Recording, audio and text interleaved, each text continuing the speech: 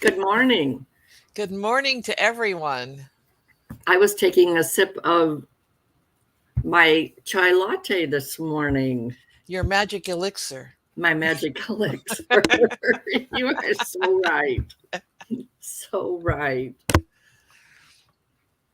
We have had quite a few of you joining us on these early Monday mornings, and we are delighted that we can share with you. If you are with us or when you watch the recording, if you would share in the chat some comments. Feedback is always good, and it helps us to know what you enjoy, what you might want us to share about. Debbie, I think I have a cup just like yours. Corral. Oh, okay. Oh, well, that could be. Could be. Good morning, Scott. We're glad you're with us. And good morning, Pastor Lydia. We know you are with us too. Well, So, I want to share a little experience I had yesterday with regard to some of the topic on the sermon on Sunday. Yesterday afternoon, my kids came over, and I had bribed them with a lasagna dinner, so they came over and brought the kids.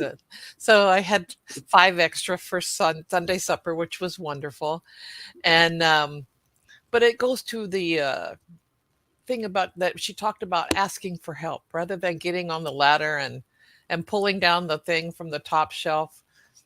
Well, my son-in-law, he's been very gracious. We would not have made be able to make this move without him.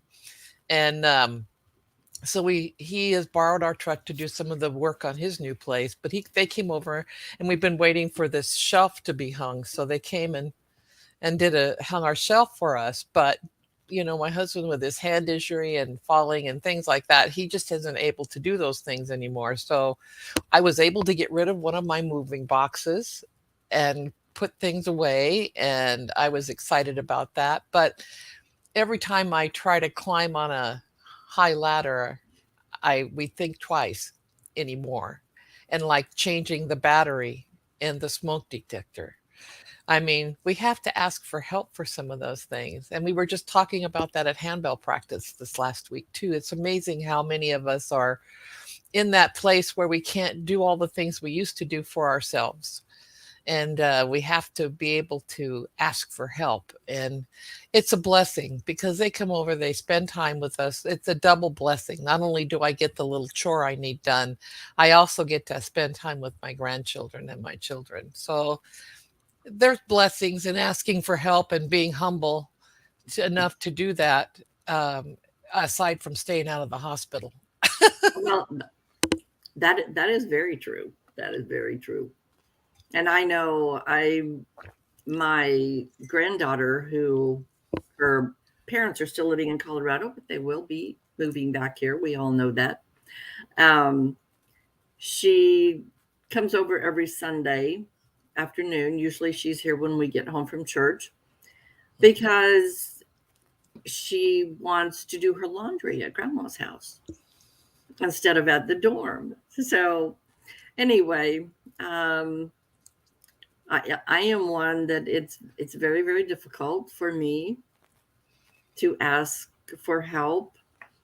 Um, Technology help, yeah, I'll ask for that stuff all the time, but the little daily things. And it was interesting. One of the first things that she said when she asked if it was okay for her to come over and do her laundry, um, and I'll be happy to do anything that you need for me to do. And I was like, okay. So that kind of put it back on my plate. What things do I have that I can have her do for me? So now I start thinking about this partnership that we've got. So last night when she left, well, she wasn't here that whole time. She went out with some friends and then came back. But I had folded folded her laundry for her and put it back in the basket. And then we were walking through the dining room and I said, "Oh, so next week when you come back, I need for you to help me with this plant. We need to redo it." And Mm. I was I shocked myself. I was surprised that that actually came out of my mouth and that I said, "Oh, let's plan this help that you're going to give me." So, yes, Well, the thing is, they need to be needed as well. And thank you. so I want to be needed. They want to be needed. It's an exchange, and we can still contribute in our families and our lives. We can still make a contribution in whatever way that is. Absolutely. And I had just finished doing some hand mending for my oldest daughter and had told her, "Oh, hey, I'll bring this back to you when I see you tonight or tomorrow night," um, which is tonight. So, yeah, it is. We all need to help each other in various ways. Sometimes with big chores, sometimes with just those little daily kind of things. So I want to go back to yesterday's sermon title. We need more thinking. When I first saw that, I was like, I can't figure this out. What does she mean? We need more thinking. We need to think harder. Okay, where's that going to go? Well, then I started thinking about it. Thinking harder to me includes looking deep inside our heart and sharing God's love. Sharing God's love means compassion, and what does that piece look like? And I think compassion is a two-way street. You can ask for help or you can give help. And then there's the opposite of love, and that's hatred. Hatred is growing faster and faster. In It's too fact, much work for me. I, It's way too hard to keep it up. it And it's is. not worth, there's no benefit. There's no positivity in that. No, it's stressful. It's very stressful. But we see it all around us. People hurting other people, whether it's through words or actions. And like Debbie, like you said, it takes too much energy. So respect for me is a big part of compassion, a big part of being a compassionate person. Um, and there's no room for hate in that. Um, the definition of compassion is defined as feeling or showing sympathy and concern for others who have unfortunate circumstances. And if you have hate in your heart instead of love, there the compassion isn't there. It just can't be there. We had a food pantry at my last church, and every week on Friday, a group of us would get together and we'd work at the food pantry. And people don't understand the amount of work it takes to put a food pantry together. You have to have the food, you have to put it on the shelf, you have to check the expiration dates, you have to uh, include people in the process. That's another thing, thoughtful inclusion of others in your mission that generates the energy that you need for the positivity. And my job was to sit at the door and to take the orders from the people. We'd give them a slip of paper and they could choose the items they would like from. We give them staples, and then they had freedom of choice of a few items. And so we would pass the order back, and then the crew in the back would put the order together, and then they would call a name as they wheeled it out and take it to the car. And I got to a point where I'm a person that uses, I call it radar, kind of like a radar dish on your head. Yes, I can feel people's energy. You know, most of us as women and nurturers, we have our radar on all the time. We're sensing our grandchildren, our children, the neighbor, the church member, whatever situation, when we're making a constant analysis as to how they're feeling, what can I do to uh, help you? That's the we need more thinking. I just didn't know how else to say it, but it's a radar thing. As each person came up, I got a chance to know them, and I would ask questions, and all of a sudden a simple question or a simple kindness would generate a conversation, and they would have a chance to tell someone how they were feeling. And that is it's exhausting, but it's one of those pleasant exhaustions. You go home knowing Yes. that you have done and connected with many people. And that takes a lot of thought and sensitivity. And I think that's part of the compassion thing is you have to have that sensitivity as you look at someone and interact with them. I hadn't thought about the word sensitivity, but that is a big part of being a compassionate, caring person. Because it's like at the community breakfast. Uh, yes, we have a lot of repeat customers, I'll say, but you can tell if things are not good with them because you can just tell by the way they act or the way they respond. Yes, my son usually brings his toolbox, Karen says, when he comes over. He knows, he's prepared. And that's a good thing. We need to be prepared. That's um, one of the activity that we did yesterday. Um, and Debbie, what you were talking about sensitivity, I think that leads right into um, Pastor Lydia asked us when we did our greetings to ask the person how we could pray for them. I didn't realize how powerful that activity was going to be or what it really meant. So the person next to me, we hugged each other as friends, but then she whispered to me, "How can I pray for you?" And it was very powerful. And then I shook the hands of the man behind me, and he already had tears in his eyes. And I said, "How can I pray for you?"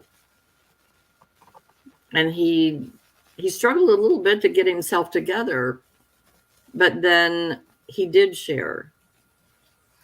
And I just was really moved by that, by what we did and asking, "How can I pray for you?" I really think that should be part of our service every Sunday morning. We know the power of prayer, but I didn't understand. I had no idea I what the have power of asking that question. I have to tell you that I talked to the couple who was sitting in front of me directly, and they sit there every Sunday. And when I asked that question, I had to repeat it several times. I don't know that we are aware of how many people in our congregation may have hearing issues Yes. and be totally unaware of some of the stuff that goes on in our service each week. And I think that I don't know that we don't need to address that, or how can we address that, and I don't know whether it's addressable. Um, but it's a concern because I had to repeat it, and I noticed that the woman was watching my lips Yes. as I repeated myself, and and then the man sitting next to her, her husband, also, they both had hearing aids, but you had to look very hard to see that, and that's the blessing and the curse of of the modern technology, I think. But even with the amplification, they were struggling to hear conversation next to them and to reach out. And that must be a very limiting experience. I can't imagine not being able to hear. It's, but yet they come to worship every Sunday. My heart Yes. was starting to think, what can I do to make sure that they have a better worship experience or can sense everything? I don't know. Maybe that is something that needs to be addressed. I know there are a lot of people that with the same issue with hearing issues. So um, the question for me brings back an expression of love. How can I pray for you?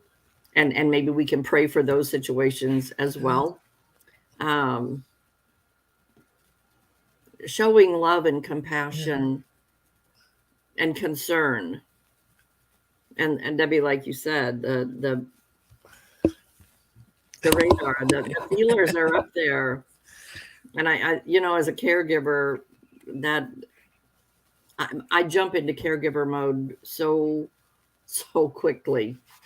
If it's somebody that's stepping up on a curb, my hand immediately goes up, just in case, they need it. I may not touch their back or their arm, but just in case, I'm ready. I'm prepared for that. Well, and how many times as parents do we reach out and touch our children and grandchildren to make sure they don't have a fever, or we notice Yes. a hug of comfort, or a distraction, offering them something to eat? How many times do we read those children and try to meet the need or head off a, a bad incident, shall we say, or negative experience? Right. Right. Yeah, we do.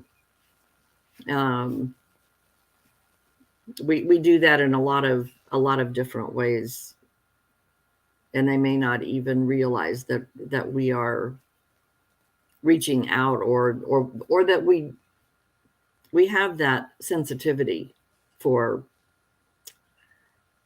caring and the compassion that goes along with that. It's like, and I'm going to share an article again. I'm I should write these things down, because it seems like either every Sunday afternoon or evening or early Monday morning, something pops up on my Facebook.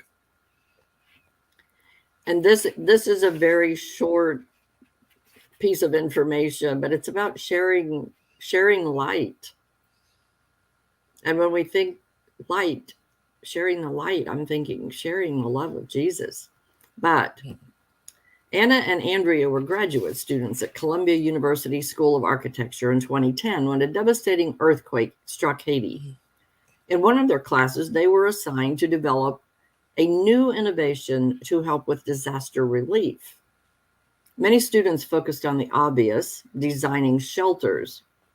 But after speaking to a relief worker in Haiti, the two discovered that an often ignored need following disasters was access to light. Think about that. Access. I'm thinking, yes, electricity, but also the power of God's light. The pair focused on designing an inflatable, waterproof, solar-powered lantern. Since then, they have donated 100,000 lights to people in crisis around the world. Access to light to people in crisis. Wow. Or offering to pray for someone, offering the light to someone in crisis. You can't tell by looking at somebody. Usually, you can't tell if somebody's in crisis. but we might know after we ask them, how can I pray for you? So like I said, I don't know. These things just pop up and they seem to fit right in. I also went to the internet and searched for verses in the Bible that have to deal with compassion. I challenge you to do that because, well, you'll be reading all day if you search and you read all of the verses that are recommended.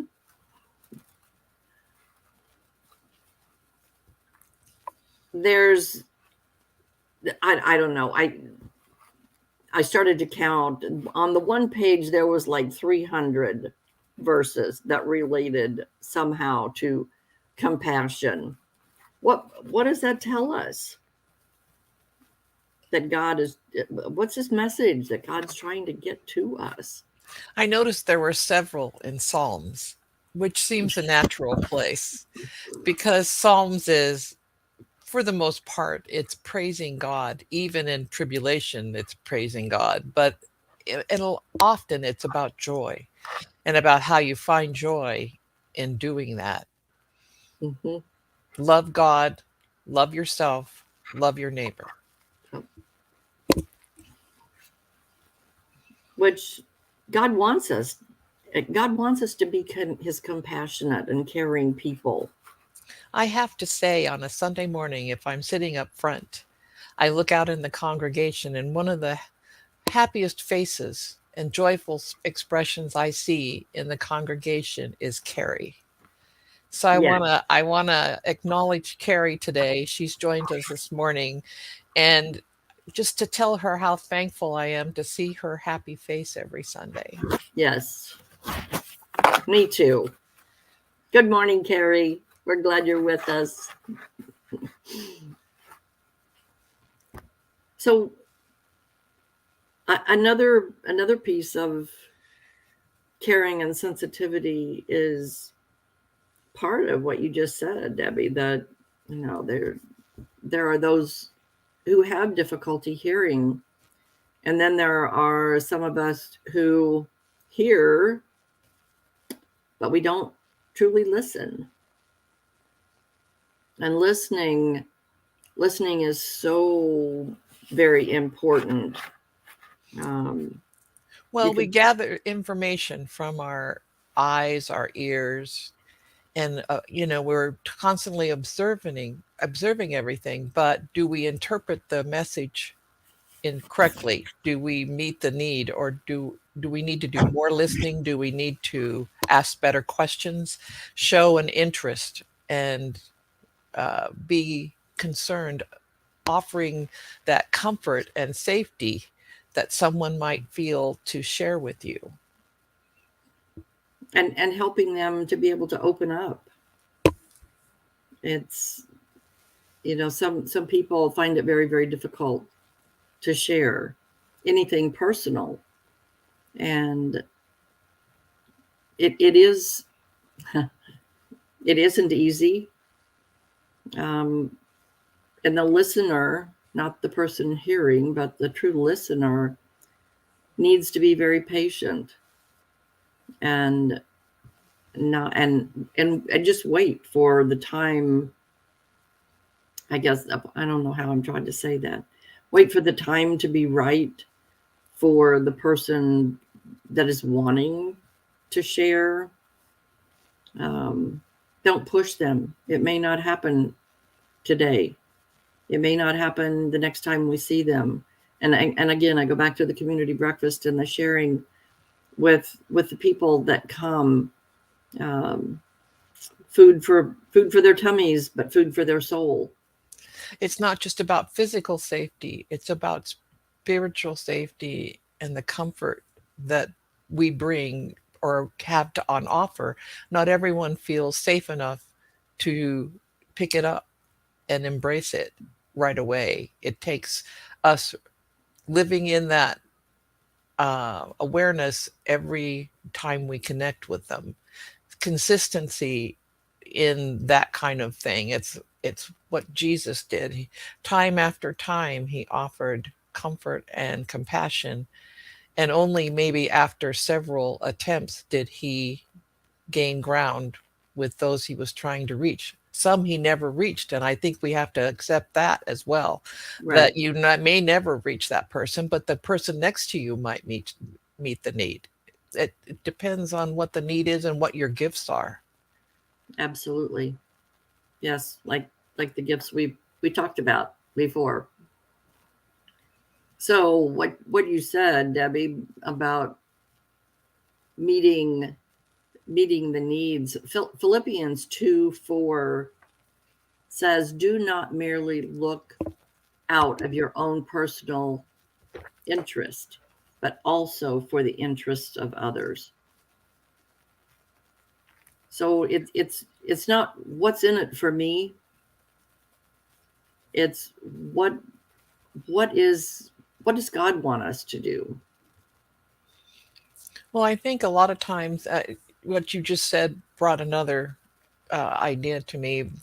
Things that over the years, when I was living in a small community, it was easy to see where the uh, agencies were that could help people, where to refer someone. If you can't help them, then here's this other place I'm going to send you to so that you can get the assistance you need. And I think that sometimes we need a list of those agencies that we can readily hand out to people so they can Mhm. have another resource to meet the ongoing need of their lives, because none of us can meet everyone's need 100%. No, absolutely not. And so we need to be able to share resources, and it takes a village to raise a child. It takes a village to lift someone up. It takes a village to do all these things. Working together, we can do so much more. Yeah, absolutely. You are very right. And that reminds me, I think everybody knows I grew up in small town Western Kansas, and I was very proud that I did and very happy that that was my situation. I was blessed that my parents took me to church every Sunday, and my grandparents took me in the middle of the week and sometimes on Sunday night. But the other piece of that love of my hometown, I was related to half of the town.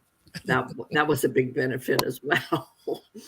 But it was like my classmates and friends from church, their parents knew my parents, and I knew that if I stepped out of line or was doing something that I shouldn't be doing, my parents would receive a phone call.